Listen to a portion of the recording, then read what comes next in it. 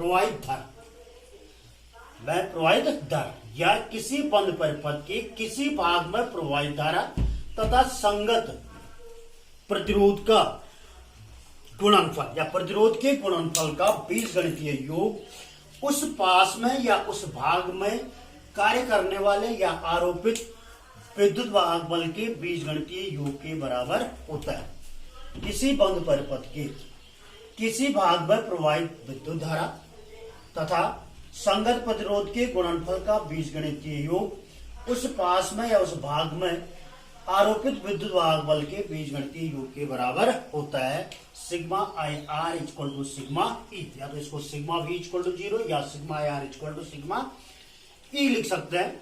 एक वैद्युत परिपथ बनाया है मैंने A B C D E F. इसके दो भाग हो गए, जो पास लिखे दो खंड हो गए। एक खंड हो गया आपका ए बी सी डी, दूसरा खंड हो गया आपका सी डी ई एफ। पहले जो भाग है, पहला भाग पार्ट, इसमें क्या है, ए बी सी डी है। इसमें एक सेल लगा है E1 विद्युत वाहक बल का, प्रतिरोध है R1। इसमें सेल द्वारा धारा प्रवाहित हो रही है I1 और इसी के साथ दूसरी भुजा में दूसरा सेल है E2, प्रतिरोध है R2, धारा प्रवाहित होगी इसके द्वारा कितनी, I2। और दूसरा जो पार्ट हो गया आपका दूसरा खंड CDEF।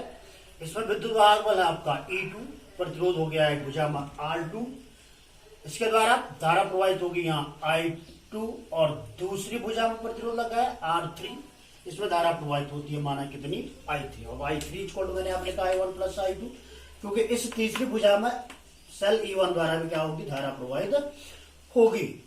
तो इसका पहला खंड है, जो पहला पास है बंद पास, इसमें इस नियम को अगर लागू कर दें हम, तो यहां पर जरा ध्यान रखना बच्चों, किसी भी सेल में, सेल है, किसी भी सेल में जब वैद्युत परिपथ बना है तो कुछ नियम है, गणितीय सूत्र या गणितीय नियम, चिन्हों के नियम, कि किसी सेल में, ये वैद्युत परिपथ बंद परिपथ हो, सेल में अगर ऋण प्लेट से धन प्लेट की ओर चलते हैं, ऋणाग्र से धनाग्र की ओर चलते हैं, तो विद्युत वाहक बल जो है उसको पॉजिटिव साइन में लेना है। और अगर धन प्लेट से ऋण प्लेट की ओर चलेंगे तो तब विद्युत वाहक बल को क्या लेना है, नेगेटिव। दूसरा, धारा की दिशा में अगर आप चलोगे, जिस दिशा में धारा प्रवाहित हो रही, तो धारा की दिशा में चलोगे तो करंट क्या लोगे आप, पॉजिटिव।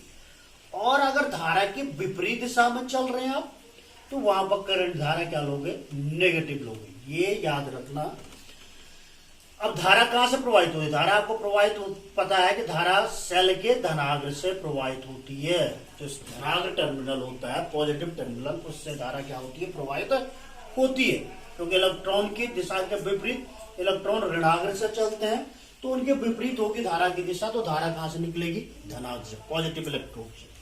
तो पहला खंड हो गया, इसमें प्रवाहित धारा, इस नियम को sigma I R equal to sigma E, धारा कितनी प्रवाहित हो रही है, I1, संगत प्रतिरोध कितना है, R1।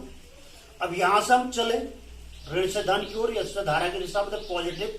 अब इस बिंदु पर आए, बिंदु डी पर, अब हमने अंदर की ओर चलना है क्योंकि पास ही है, लेकिन यहां पर सेल E2 की धारा की दिशा क्या है, हमारे विपरीत।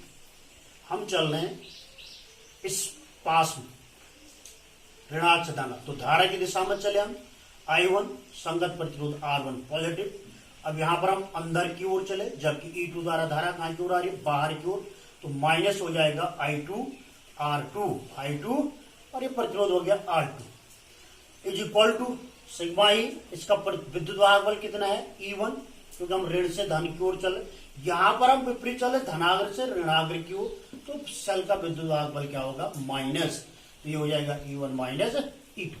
ठीक, इसी प्रकार दूसरा वाला खंड नीचे बंद पास सेकंड CDEF में, CDEF और C में, यहां इसमें धारा के यहां से चलते हो, धारा कितनी प्रवाहित हो रही है, I2, प्रतिरोध कितना है इसके साथ, R2, तो I2 R2।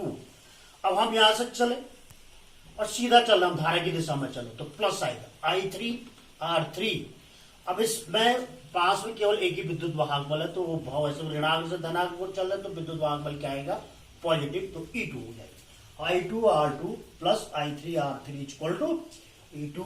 समझ गए, किरचॉफ का नियम, पहला नियम आवेश संरक्षण के नियम का पालन करता है, दूसरा ऊर्जा संरक्षण नियम का क्या करता है, पालन करता है। समझ गए बच्चों।